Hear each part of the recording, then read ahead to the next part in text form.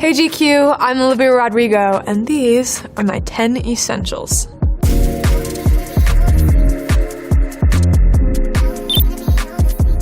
This isn't playing around, this is like an industrial strength weighted blanket. I think someone gave me one of these for Christmas one year. Now I get everyone else this for Christmas because it's like the best gift I've ever been given. Some people hate it, some people say it feels like suffocating, but to me it's just the best type of suffocation. I love it. Every time I get into a hotel bed, I like get in and I'm like, something's not right because I'm missing this.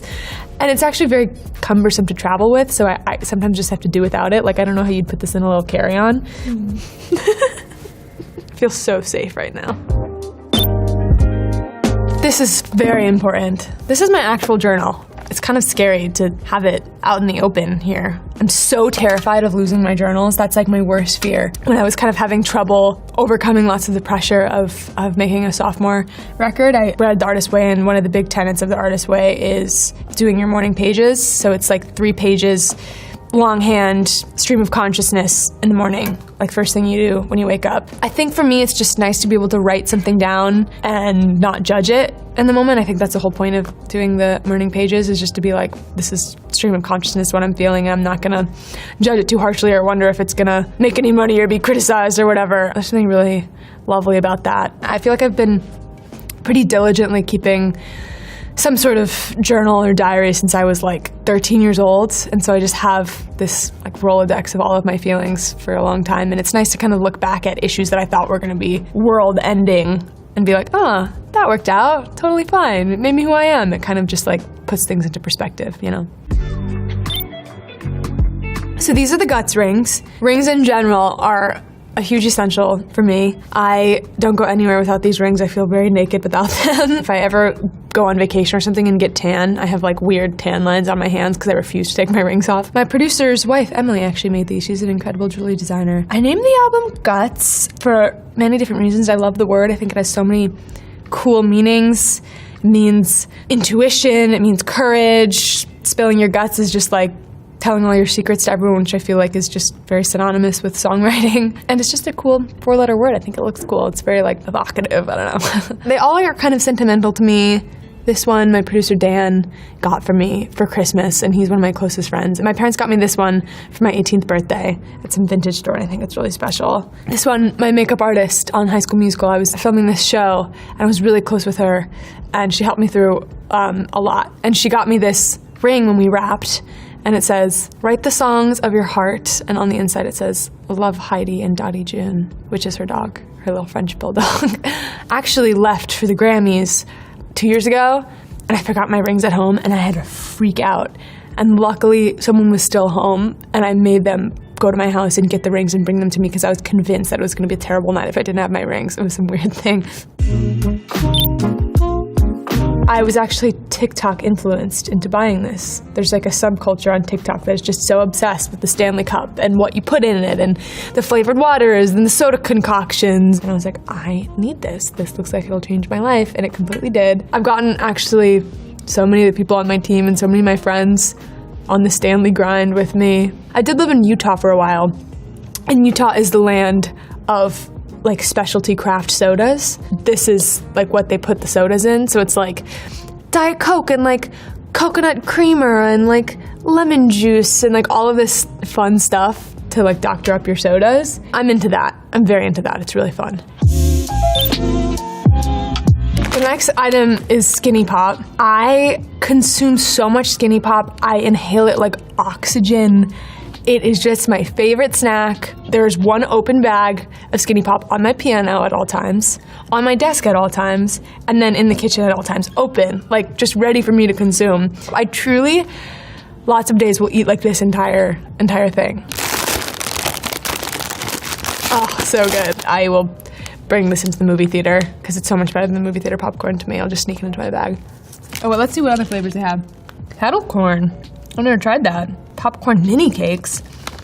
Wow. There's a whole Skinny Pop cinematic universe I need to try. This is my favorite perfume. It's the Baccarat Rouge 540. So good.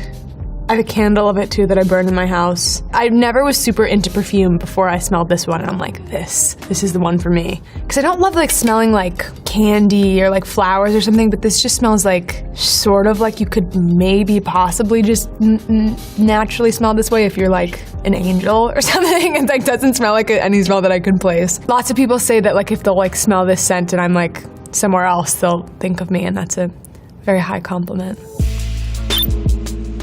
This is my family, and they are definitely one of my 10 essentials. I need them for everything. My mom and my dad, I'm an only child. And this is us at Rockefeller Center during Christmas time last year. Yeah, I love my family. I wouldn't be anything without them. I adore them. Going to New York this time was a really fun time. I really love traveling with my parents. I think it's so fun to get to go new places with them. And I saw the Barbie movie the other day with my mom, and I was like, wow, it's a transcendent experience. This is my favorite book. I think it's the only book that I've read more than once. It's like the creative person's Bible. I've made so many of my friends read it. I like recommend it to everyone I know. I just think it's so incredible. It's all about like creativity and discipline and the anxieties that come along with creativity and how to remedy those. And it's amazing. Elizabeth, if you're out there, changed my life with this one. It was so good. I actually read this for the first time while I was making Sour. And I actually don't think that the album would have turned out the way that it did had I not read this book. It was so instrumental in my creative journey.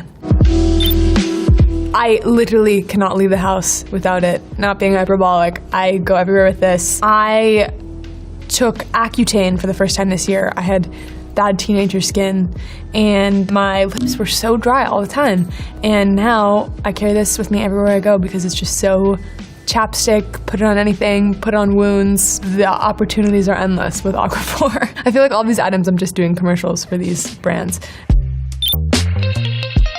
These are guitar picks. That I love playing guitar, I love writing songs on guitar. I'm slowly getting better. Took some lessons this year, know a few songs. I learned how to play guitar. Like a lot of it was just by myself, like learning songs that I really love to play. And when you're just learning how to play, you know, like pop songs in your bedroom, you just kind of like do it intuitively, like with your fingertips. But it always does sound better when you use a pick, but sometimes it's just, you just go back to what you did when you were 15. My producer Dan is always trying to get me to play with a pick because he says it sounds better, and I agree with him. So I'm trying. Keeping these with me.